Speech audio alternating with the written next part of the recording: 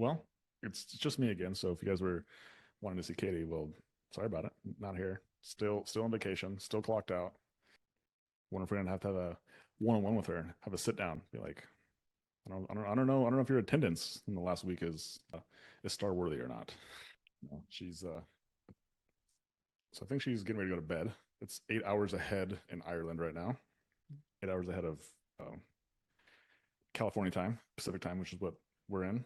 And then I think she actually gets on a plane tonight. Well, my time is like 11 o'clock, so I think hers is like 7 or 8 in the morning. So she'll be back tomorrow. Tomorrow's when she gets back. So that'll be fun. It'll be fun having her back in the same time zone in the same state. Um, yeah, it's been actually really cool because it's just me and two kids. We have a 15-year-old and a 6-year-old, and yeah. So the 15-year-old just got her driver's license. So like she went from, needing a lot of attention to needing almost no attention really, really quickly. And it's been great. I haven't done anything for her. Like, I mean that sincerely, like zero. It's great. She's self-sustainable. She's able to like drive herself to school, drive herself to practice, and pretty cool. And then our 6-year-old, yeah. So we have she's got a teacher who also I guess you could call her a nanny slash teacher as well, and she takes her to all of her activities and hangs out there during the day and teaches her cool things. And I think I had to pick her up twice, two different events. I had to pick her up from she's in gymnastics and then from dance class. And outside of that, those are the only two things I did for the 6-year-old. So my life hasn't really changed that much outside of just instead of sleeping next to Katie, Lainey's been sleeping with me. So that's been also kind of fun too. Um, she's a good sleeper. So, but they make themselves all their meals. I've not made them a single meal. Even Lainey, she's made her dinners, made her breakfasts, and yeah, it's we very much are like I very much am the like I won't do anything for you, and then Kitty is like I will do as much as I can for you, and so we get when we're together, the kids get a little bit of both. But when Kitty's not here, the kids are like they got to work, they got to take care of themselves, and also I think it empowers them too. Like they know they can do it, and it's also more realistic of what's to come in life, especially for Kobe. She's 15. She'll be out on her own at 18, and she knows that at 18, like there's not an option to stay at home. Like she's gone. Bye. Like there is no option. And same will be for Lainey when she gets that old as well. Is like you don't have the option to stay at home. And the reason why I believe that is from my experience as a kid. I actually I had a lot of autonomy when I was a kid. My parents split up when I was in eighth grade, and so from there I lived with my dad from like eighth grade, ninth grade, and 10th grade. And yeah, as long as I wasn't getting in trouble with the law, like he didn't really care. I didn't have a curfew. I didn't have a bedtime. I could have free reign of my vehicle. Um, and so I would be, as a 14, 15-year-old kid, I was out till 10, 11, 12, 1 o'clock at night. Um, but also, I think because of that autonomy, like when all my other friends were doing things that they shouldn't be doing, I just didn't really have that desire. And I also didn't want to lose my freedom that I did have.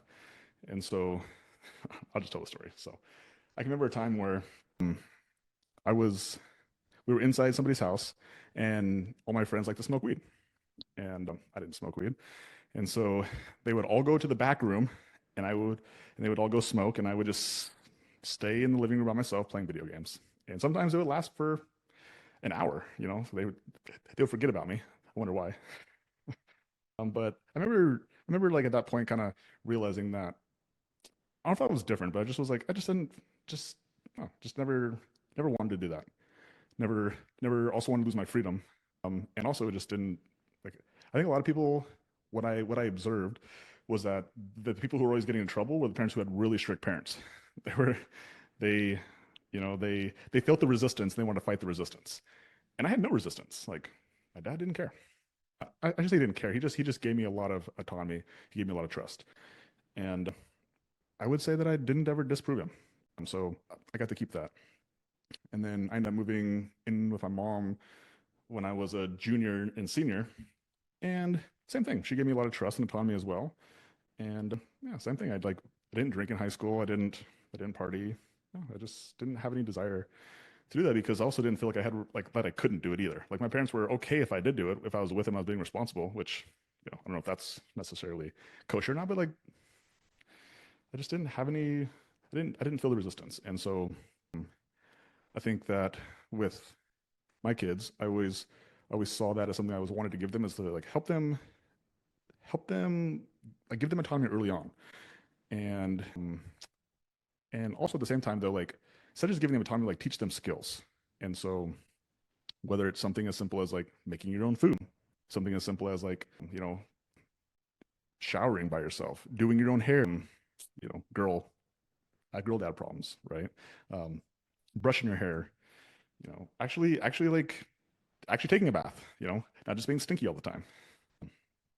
And so, yeah, it's been cool because Katie's been gone, and like outside of the two times that I picked Laney up, like my life hasn't really changed, and the girls, I believe that you know, they enjoy like so we do wins grateful every single night where we get to share like our days, and so a couple times at the end of the day, Laney's been like her win has been like making her own breakfast and making her own dinner, and like so she's proud of it, like she feels accomplished. And I think there's a lot to be said in that with kids as there also is with employees. And where we're at in both our cleaning businesses right now is that I'm definitely dad and I definitely have a lot of kids, right? And so my goal is to not to do things for the kids. It's not to do things for the employees. It's to teach them how to do it for themselves so they feel empowered. So they're like, you know what, dad? Look what I just did. I made a sale today. I did an onboarding today. I hired a cleaner today. I fired a cleaner today. And that is like as dad, right? It's actually more fulfilling to see somebody else do the input, to do the skill, to do the hiring, to do the firing, to hit the PR than it is for me to do it myself, right? But in order for them to actually be able to have the skill set to be able to get the outcome, they need to fail first. They need to not do it right the first time. They need to they need to burn the eggs before they actually get to make really good eggs, right? And I think as a parent and also as a as the as a as a boss, like the greatest thing you can do is let your kids make mistakes and encourage them when they do and support them when they do and let them know that they got it. And I think one of the like unbeknownst to unbeknownst to you, one of the worst things you can do is like do it for them because doing it for them just shows that you actually don't believe in them and they can't do it themselves.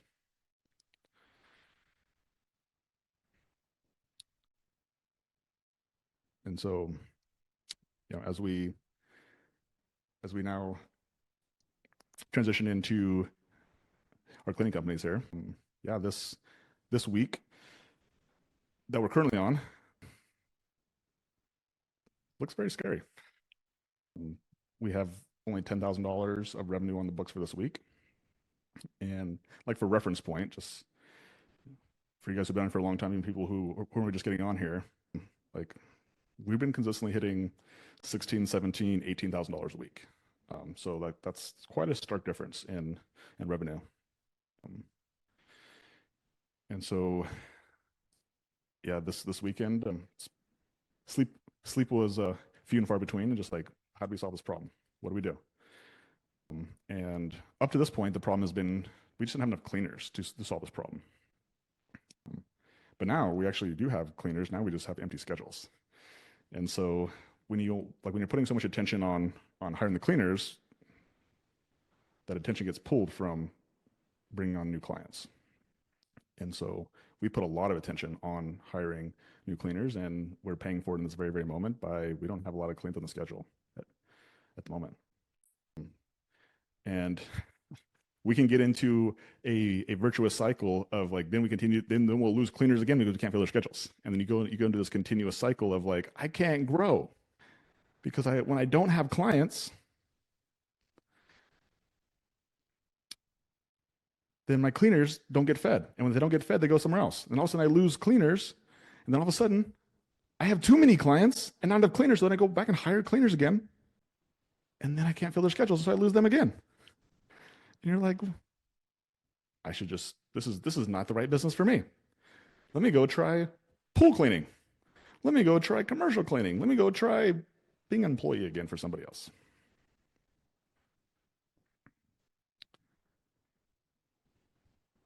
But outside of being an employee for somebody else, the only way to solve the problem is to confront it and realize that it's a solvable problem. And it's not you, it's not me. It's like, this is just the problem of this business. And it's honestly the problem in almost any business. There's going to be either a client problem, there's going to be an employee problem. Most businesses actually have client problems. This business actually has a employee problem from the standpoint of like keeping you know, keeping entry level talent for a long enough period of time in order for you to make money on them from how much you invested into them to train them. And then also just the expectation of like how much work it actually takes. How much money do I need to spend? How many interviews do I actually have to do? How many people do I actually have to offer jobs to? How many people do I actually have to onboard? How many people do I have to put through training in order for me to spit out somebody who's actually going to last for 3 months? Sometimes ignorance is bliss, because if you really knew those numbers, you're like, I wouldn't do this business or any business for that matter, because the amount of effort required it far out exceeds what you believe is possible. But it is possible if you just do it long enough and you get better at it. Then all of a sudden, like what you can do today,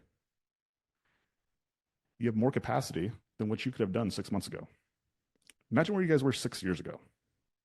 Sometimes if you just laugh at yourself, like what you thought, like what your beliefs were 6 years ago, what you thought hard work was, what you thought committed to your business was just a few years ago versus what it is now.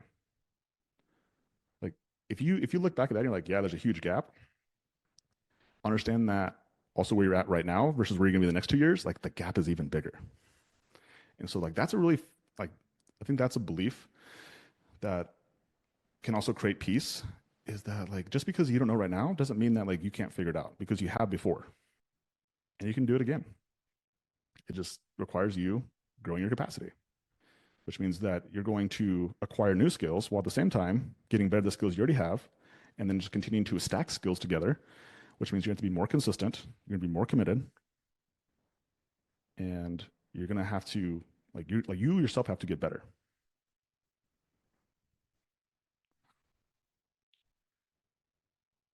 Yeah. Okay. So now that we're all here, we're going to dive into the Mesa 5-star vision sheet from last week. Um, and yeah, this is week number 61. So we started this business 61 weeks ago. And 62 weeks ago, it made $0. So that's also been a reminder that I have, is like 62 weeks ago, this business didn't even exist. And so like we're way further along 61 weeks in than we were 62 weeks ago.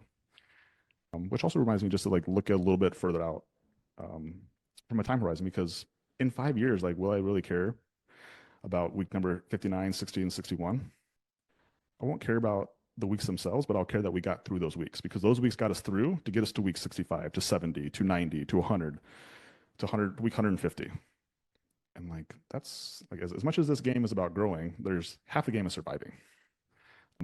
And there's going to be periods of survival where you're going to work you're going to work harder, you're going to do more inputs, and you're going to lose money, you're going to lose sleep, you're going to lose. And those are the moments that test you. It tests your commitment to the business, because most people, the moment most people are conditionally, they act conditionally, which means that the moment they stop getting is when they stop giving.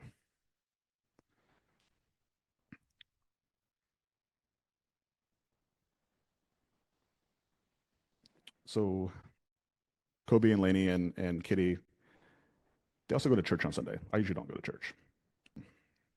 Kobe really likes it, and I was like, I'll take you to church. I've never been. I'll go check it out. Mm. And so we went to church on Mother's Day without our mother, of course.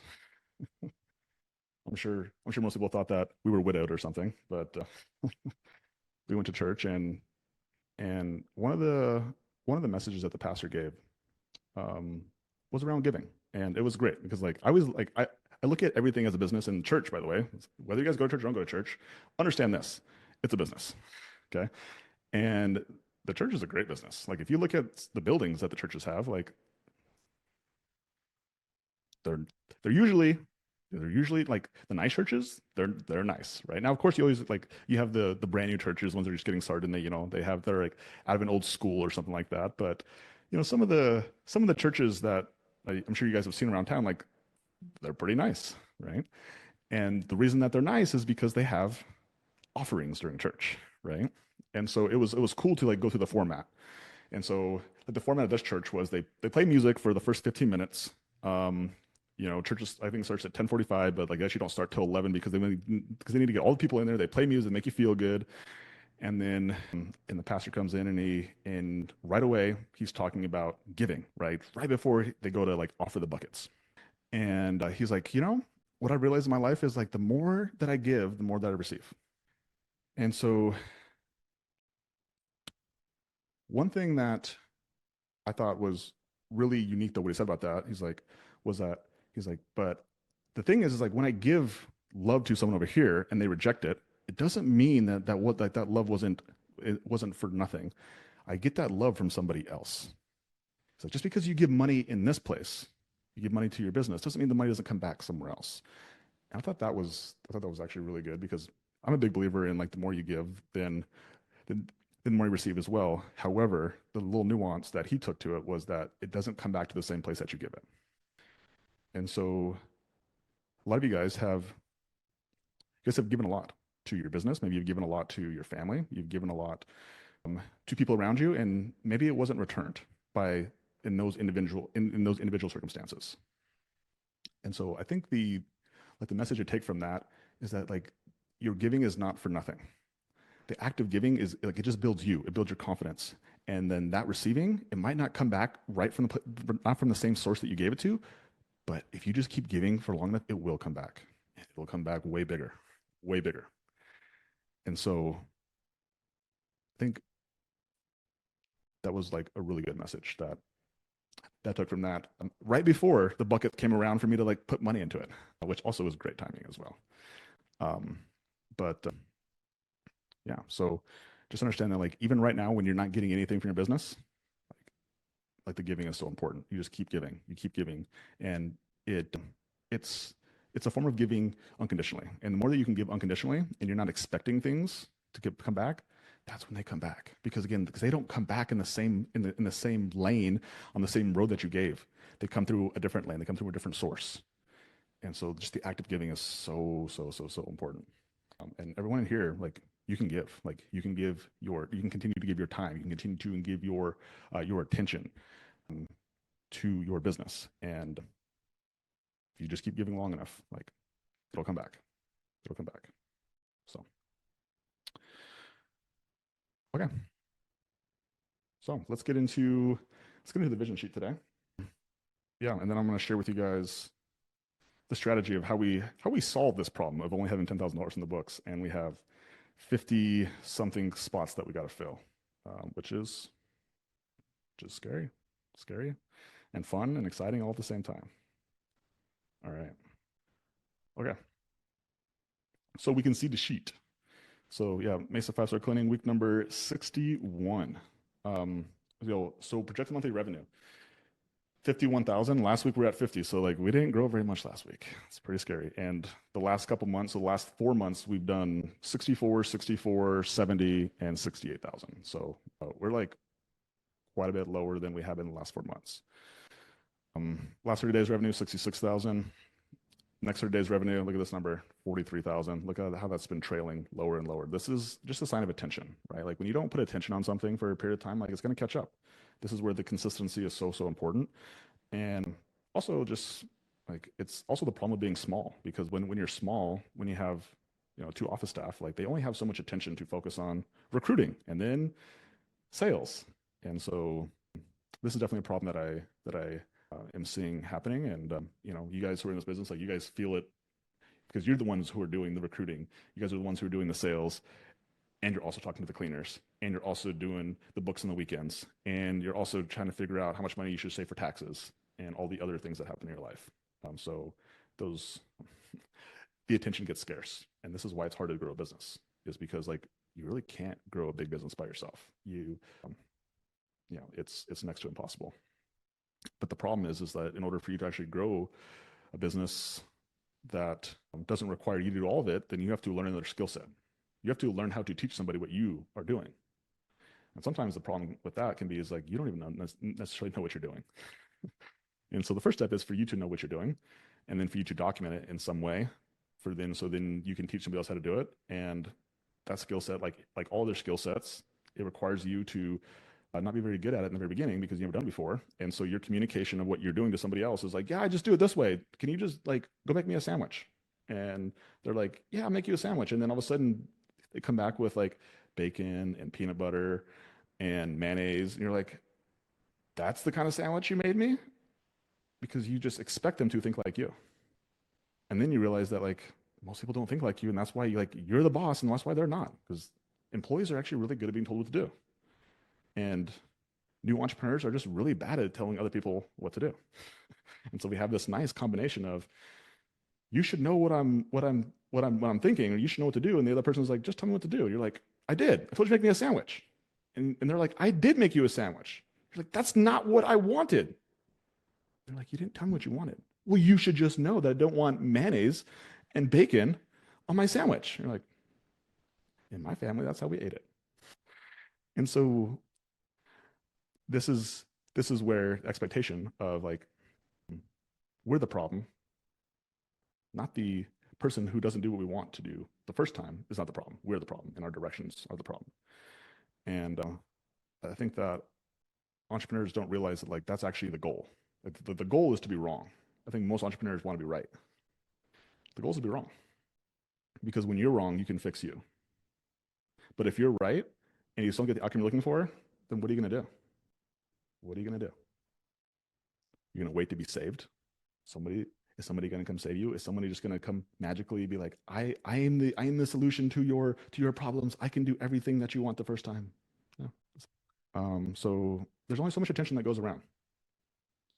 And this number right here, this next 30 days, like this is a product of like attention being solely on new cleaners and not a lot of attention being on new clients. Trailing 12 months revenue, 608,000. So over the last 12 months, produced 608,000. So again, I think most people would be happy about that. And I'm happy about that too. I think it's good. Current monthly revenue, $20,000, and then weekly revenue, 12,820. So yeah, so this number under 13, I went and looked at it. The last time that we were under $13,000 in weekly revenue, I actually found this. It was on a full week. So like minus Christmas week, we had a couple days off, and then New Year's, and then Thanksgiving. So a full week, I believe it was right here. It was in October. Yeah. So 11,267. That was the last time that we had a number under 13,000. So it had been a while. So it's pretty crazy how quickly things can change when you just stop doing the inputs required. And it doesn't mean that we stop doing the inputs required on purpose. We just only have so many, like our resources are limited. Just like everyone in here is like your resources are limited as well.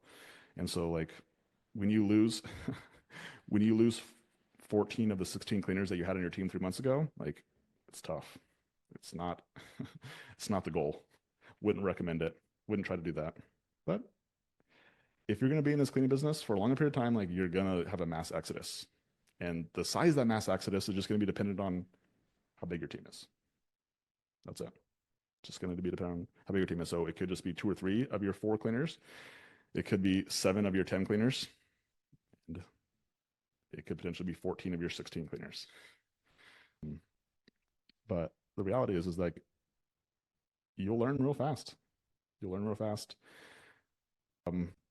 From that experience, and yeah, and it'll test your business skills, like how good your business actually is.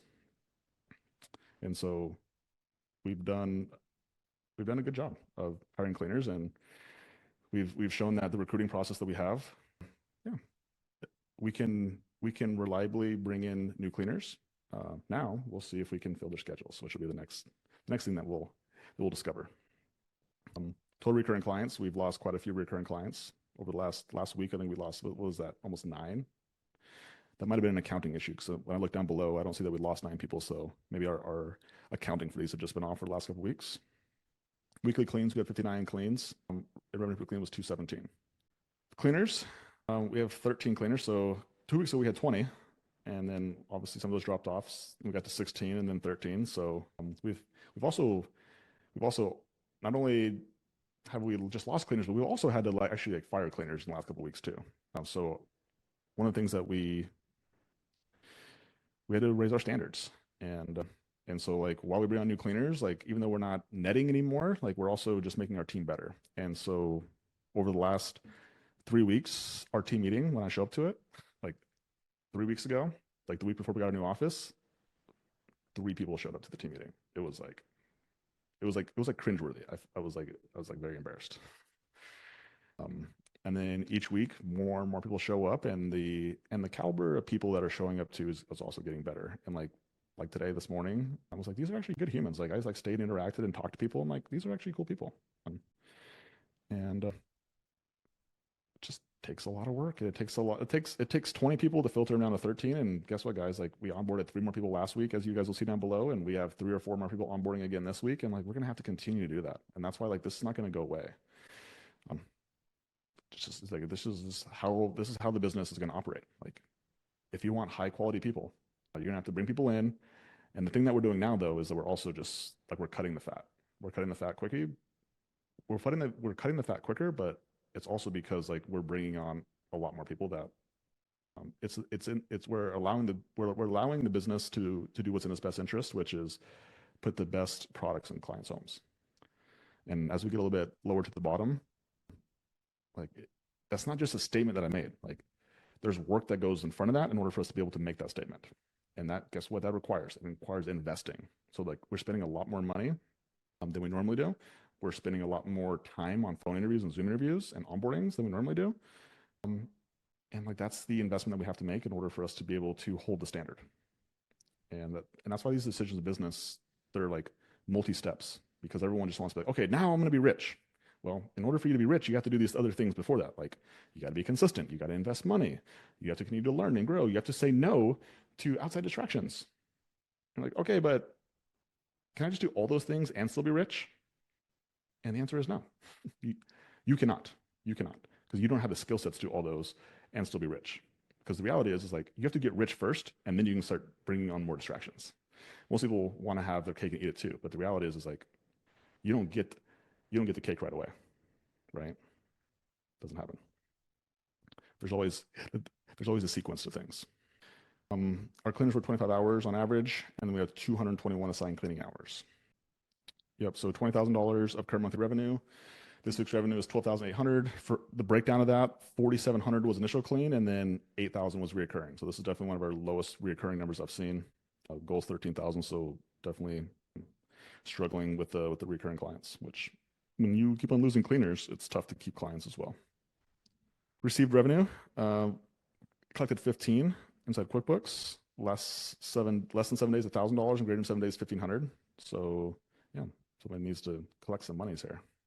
Discounts, 3 correction cleans, 1 Google review discount, and then these were vouchers. So looks like that we sent a text message. Looks like these were the 3 messages, the 3 people we converted off a text message from last week. Mother's Day cleaning. We didn't have a ton of spots open last week, unfortunately, but it looks like we got 3 of them take an offer. So we spent $474 on discounts. All right, marketing, external marketing. Yeah, so Google local services, we spent $327. On Facebook, we spent $1,000, so we spent $1,400 total. We got 84 Facebook leads, $12.94 a lead. Yeah, I'll talk about this in 1 second here. So summer's pretty good. 2 Facebook Messenger leads, 10 missed calls, 6 Google local services, 17 homepage leads, 10 incoming call leads, 0 referrals. We got 129 leads last week at $11 a lead. So pretty dang good.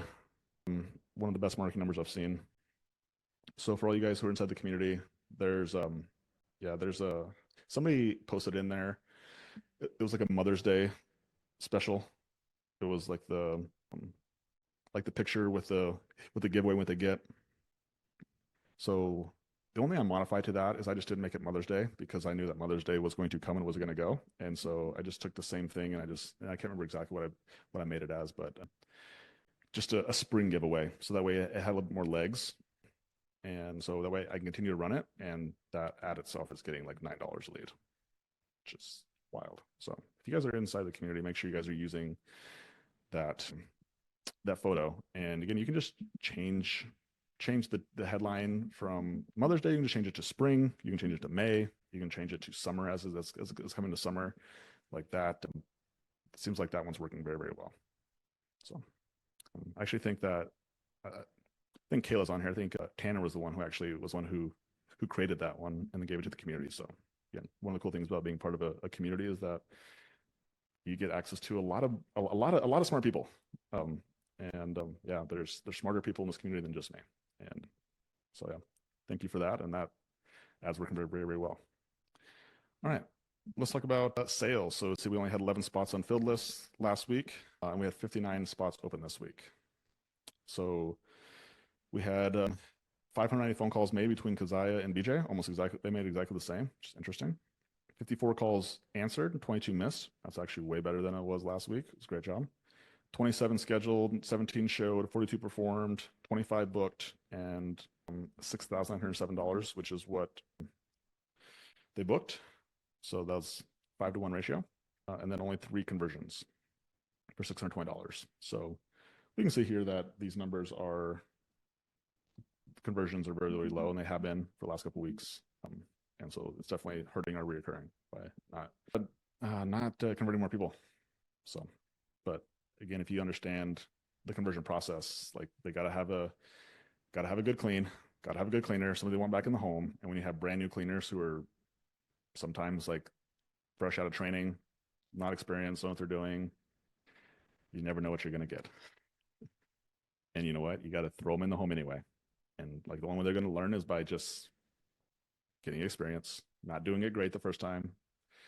And yeah, that's the challenging part about business, is that you can put all the work into it, and you can there's always going to be a period of where you're going to suck for a period of time, and that's where most people, they feel like quitting. And if you have the option to quit, most people do quit. I think the benefit that most people have, even in this room, is that like you ain't got an option. Like, what are you gonna do, right? What are you gonna do? Like, you ain't rich. You don't have mommy and daddy to support you. Like, so what?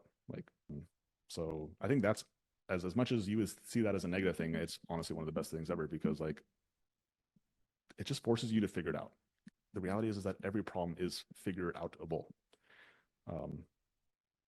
And you're able to figure it out quicker when you don't have a plan B, when you don't have an option out, because then you start focusing on solutions rather than like, okay, like how do I quit this? And you spend all your time focusing on like, what's my way out? How am I going to justify this? How am I going to be able to do this while, still saving face or whatever it is? And when you don't have that option, you spend less time. You still spend time, but you spend less time on it. And the more time you can spend on finding solutions, the faster you're going to get to your answer. And the cool part is that like there's somebody in your market who has grown a business to $1 million. In every single market in the United States, there's somebody who's built a home cleaning business to $1 million a year. Like there isn't one market that has not happened. And so some markets have challenges and some markets are great. But the reality is that it can be done in any market. And so the variable is not your market. And that's what most people want to blame. They want to like my clients, my employees, these external circumstances that I cannot control. That's where a lot of people spend their energy, is on resources that they cannot control. The reality is that the only variable that matters is the entrepreneur who's in control of the business. I see this a lot sometimes in like Facebook groups when someone's like, well, Facebook leads don't work in my market. And this is something that I might do. Right now I don't have the attention for it, but I see this, something that I want to do in the future is like, I want to go into in one of those people's markets and I want to run their ads for them. I want to sell for them. And I just want to fill their schedules for them and to show them that it can be done. And just let them know it's like, it's not your market, it's you. And a lot of you guys who are in the coaching program, like you guys know that could happen. Like you guys could probably do it as well, because you guys have the skill set. And so I just want to like help break people's beliefs on like, it's not anything other than you. And once you stop looking for answers outside of you and you start looking inside of you, is when you can actually start making progress. Okay. Yeah. So, and again, like 25 sales and $7,000 in a normal in a normal week is good, but it ain't gonna cut it right now. Like we gotta do double that. And yeah, it's because we dug ourselves in this situation. And so like 25 sales and $7,000 in for most weeks is fantastic. And again, in like back in October, this would have been a great week. But right now it's like we like it's not even close. The inputs are not there. And so I'll share with you guys once I get through this exactly what the plan is to increase the inputs, and we got to double those numbers. Cleans last week we did 59 total cleans, 15 were new, 44 were recurring. We had 3 correction cleans, 158 recurring clients, 132 occasional clients, 3 conversions. We got 9 Google reviews. Actually, we got 10. So we're sitting at 480 Google reviews. So that was kind of cool. It's been a while since we've actually got Google reviews, which again is I think it's exciting because to me the Google reviews show that the people on the team are following directions. When they're doing a good job, when they're doing our 4 standards, they're they're showing up to the cleans 5 minutes before. They're greeting the client with a smile like they actually want to be there.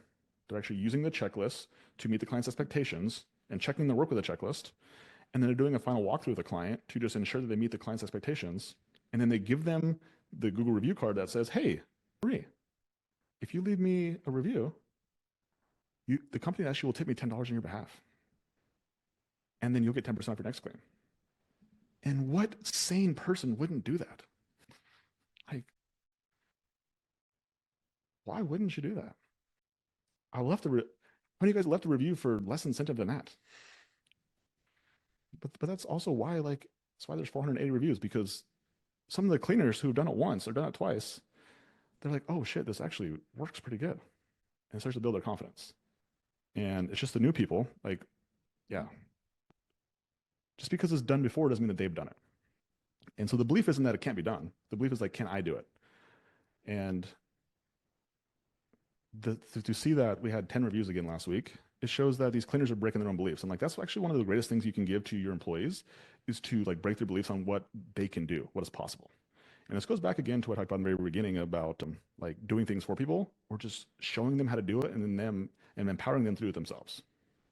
And it's honestly very similar to all you guys who are in the coaching program. Like, do I render ads for you? Tristan, Marie, you guys are the ones who I see. Do I do your sales for you? Do I hire your cleaners for you? Do I talk to anybody on your teams? Could I? Do I have the skills to do all those things? So I could, but like if I left your company and I was the one who was marketing for you, I was the one selling for you, I was the one hiring the cleaners, and I was the one who was being the leader for your team, and I left, then what would happen? You'd be like, fuck you, Logan. Why'd you leave me? Right? You built me up and you took me away. And that's the problem with doing a lot of things for people. Again, I'll take back the kids because most people in here have kids. Tristan's about to have a kid. Congrats, my friend. And like as a parent, like that's all you want to do is you just want to do everything for your kids. It's like innate inside you. And the thing that will empower them the most is by doing nothing for them. And it's the thing that will kill you. It's very hard. But if you just have a vision that goes longer than today, and you really want to serve your kids, your employees, like you have to have the vision to see longer than today, than this week, than this month, than this year. You have to delay that gratification that when your kid's out of the house, they're like, I never realized how much you did for me until now. There was this day. I was in college, and I remember right where I was. I was like driving. I was driving on campus, and I just like had this realization. I just had this exact realization that I'm sharing with you guys right now. It's just like I can't believe all the things my dad did for me when I was a kid, like all the sacrifices he made. It took me till I was 21, 22 years old. I just was like, and I just called him up, and I just was like literally out of the blue, I just told him,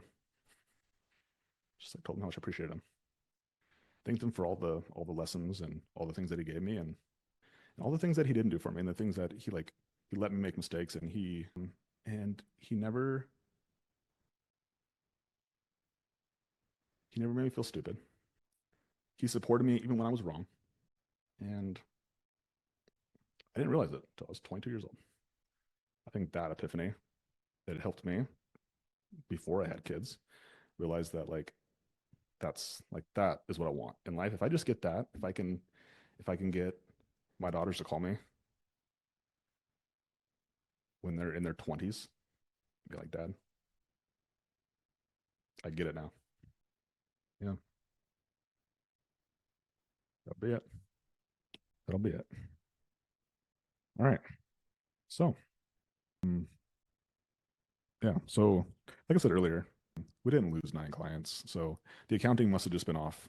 Um, but we did lose 4 clients at least, and then we only gained 3. So either way, we're not gonna continue to grow this business by netting out $200 a week. So this number this number has got to go up, because the reality is like this number is probably gonna go down all that much. Like yes, there's things that we can do. I got some things I'm gonna talk about with the team today that we can help try to mitigate some of this, but like you're going to lose clients. And again, back to expectations. You're going to lose clients, you're going to lose cleaners. And the more that you expect that, and the more you just can plan for it. And by planning for that means that you're going to continue to hire more cleaners. You're going to continue to bring on more recurring clients. And then the goal is just that you bring on more clients and more cleaners faster than you lose them.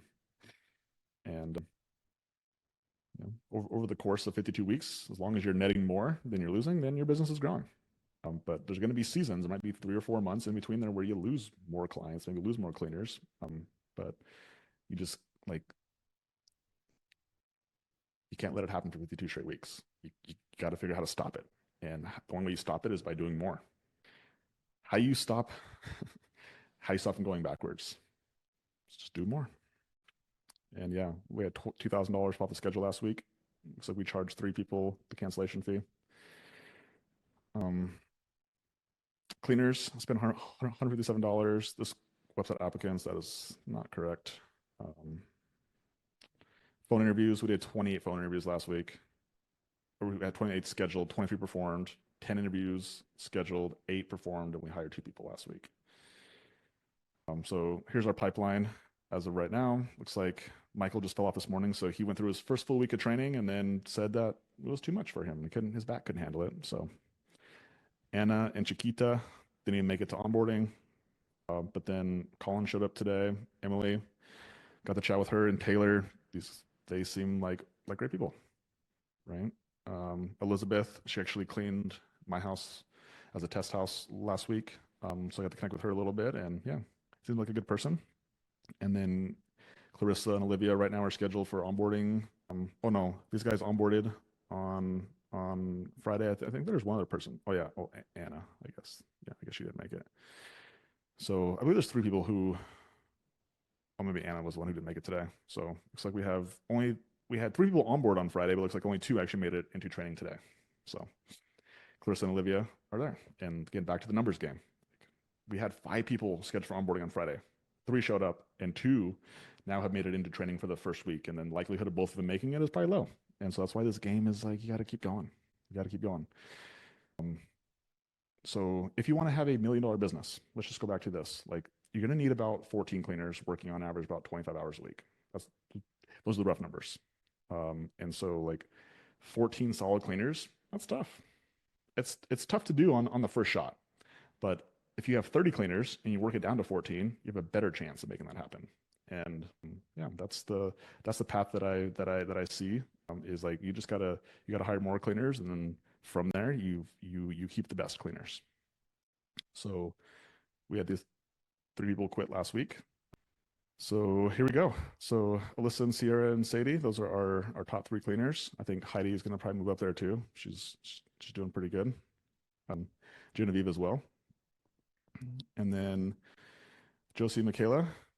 And I would say that they have been on our bottom, but Alaya actually did a great job. She called them up and just basically just let them know that we really need them to step the game up. They need to we need to have them show up and be reliable, and Alaya just used their data. So she used their perfect attendance percentages of like, here's like how many weeks have you been here, and here's how many weeks that you have been perfect, and like your percentage is 17%. I'm like, really? I'm like, yeah. And so she's like, I didn't even know that. I was like, well, now you know. And so like, if you want to continue to be on this team, like I need you to show up. And so sometimes people just don't know. Like as much as like we as the business owner believe that people should just know what reliable means, like 17% attendance means not reliable. 85% and above attendance means reliable. So how do we go from 17% to 85%? Well, we have a few weeks where we don't miss. Let's start by doing that now. These next 3 weeks, you show up every single week. Yeah, and then Elizabeth did graduate, and so then we had 4 trainees. And again, like I said, Michael did not make it, so he's out. And then Colin was actually sick, so we'll see if he makes it as well. But Emily and Taylor, they seemed good, but we'll see. Only time will tell. Total number of cleaners 13, and only 9 of their hours counted. Um, Average cleaning hours was 25, $58 a man hour. We had 3 correction cleans. Yeah. And then 101. So again, you can see the ones that alighted right here with Josie and Michaela. And then because I actually offered trainer position to Courtney and to Heidi as well. And then Alyssa's one of our trainers, and Sadie's also a trainer as well. So just doing the work with the cleaners as well. And that all that work is great, but it also took away from us filling this week's schedule. And so what's the plan for this week's schedule? So I'll show you guys what we're doing differently, just from a data standpoint, just to make this as mechanical as possible. How do we take as much emotion out of it, and how do we just make it mechanical? I think that's always been my goal in business, because the more mechanical we can make business, then the more predictable we can make it. And I think a predictable, consistent business is more valuable business, to both the clients and the employees inside it, and most importantly to the business owner, where you feel like your life is chaos. And so the more predictable we can have a business, then the less chaos than we actually feel. So one of the big things in order to fill cleaners' schedules, I turn the shit up on marketing. So like you can see that we're getting marketing that's working, and so I just turned the shit up like a lot. Like I cranked it. This is the most we ever spent on Facebook. And so you'll see this week number. This number next week is going to probably double because we need it, and we need it now. The second number is the other place for marketing is Google Local Services. And so this one, I can't promise you that it's going to go up, because Google Local Services, you guys have run it before. It's not consistent on if it spends all your money or not. But I did turn up Google Local Services as well, to try to get it to spend more money. I was on a call with, I think, Marie last week, and she said that she has it at $10,000 a week. I was like, so what happens if it actually spends $10,000 in a week? But yeah, so Google Local Services turned it up, and in some markets, it's more receptive to you crank up ad spend. In some markets, like in our Montana location, I could turn it up all day long. I would never see any difference. It would only spend $200, $300, $400. But in our Mesa market, I can definitely tell. Like it will actually usually spend up to our budget. So those are the 2 big things. And so the 2 differences in these 2 is like Google LSA, like those are quick leads. So like I prefer in this situation that my Google Local Services is as high as we can get it, because a lot of times those people are looking for same day claims, next day claims, and I'm like, I can do that. Like right now, I can do that. And that's what makes that's how we grew before, is we were able to take on claims quickly. And in a market where every other cleaning company has the same problems you guys have, like most people aren't willing to grow quickly. And so like most people, they don't have room in their schedules for cleans today. Like even you guys probably don't have like a ton of room on your schedules today or tomorrow, but we do. And so we can be really valuable to that customer. And then with the Facebook, yeah, I mean, we're just getting a lot of leads. So like this, it just becomes a volume game. Like I'll say Facebook leads, you can get them to be quick. It's just they're not as probable as the LSA number, or as LSA leads to be like same day, next day, but it doesn't make it impossible.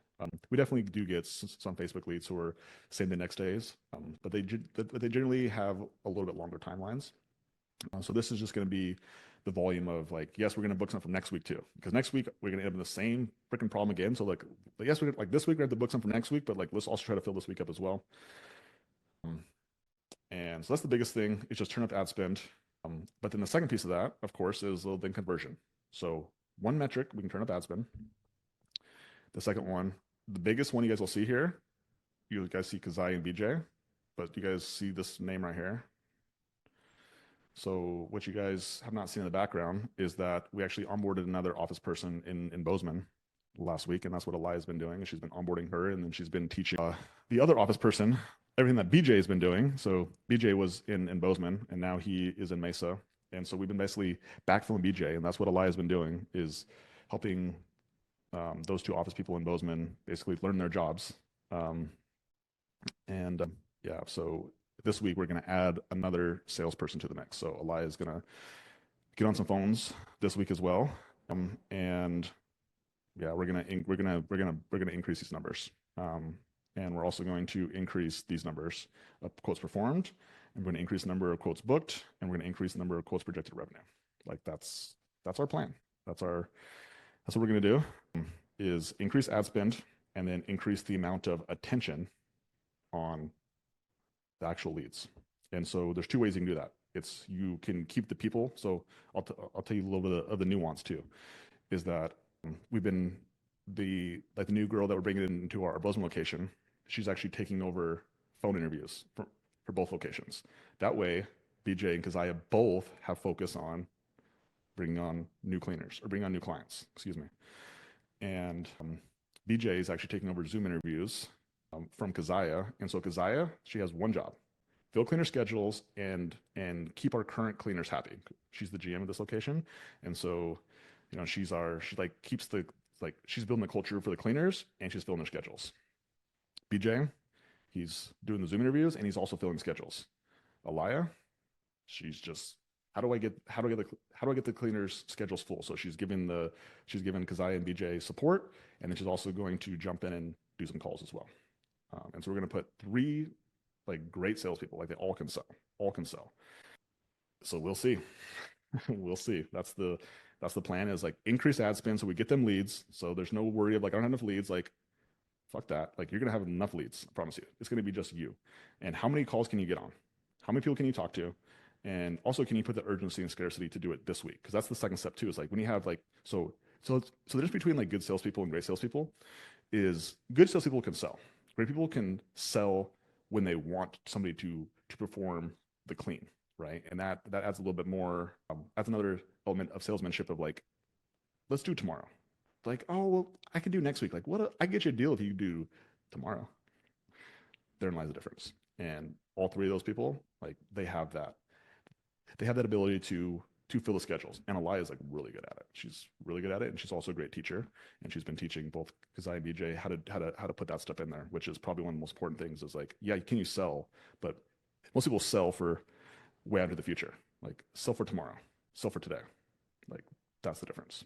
And this week we got to sell for this week.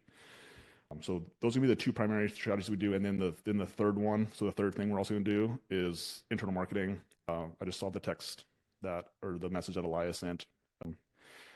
We already sent a message out this morning at 11 o'clock, and it's going to be one a many. We're going to just pound our lists, all the lists that we have. We're going to send them messages. We're going to send them offers. We're going to make them stupid deals that they're going to say yes to our cleans. And that's our plan. And I have no idea if it's going to work.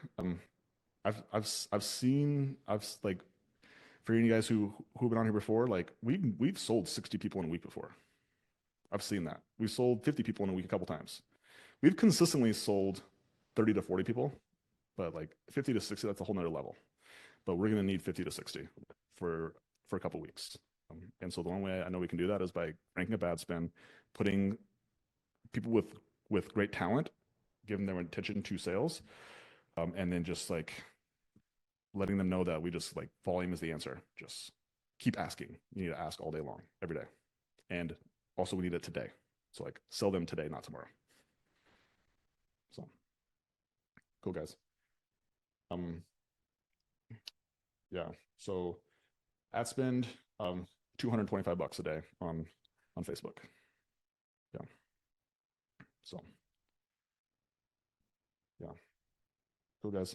All right. Well, speaking of talking to the team, I got a vision meeting right now, and I got to do this whole thing all over again. So thank you guys for letting me do it here to get me prepared for the next meeting. But super appreciate you guys for showing up today.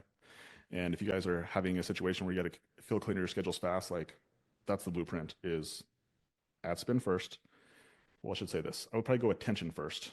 Like if you're more conservative with your money, then go attention first. So put your best people on it first, and then increase ad spend, and then it just becomes a volume game of like text messages, offers, and like as many offers as you can send, like more. And a second piece of that too is like if like when you send a message to one list, like you can send like you need to send a second message of like curious if you got my last message, curious if you saw that, hey, I only have one spot left, curious if you're still like curious if you might be interested. Like you have to continue to follow up with that list as well.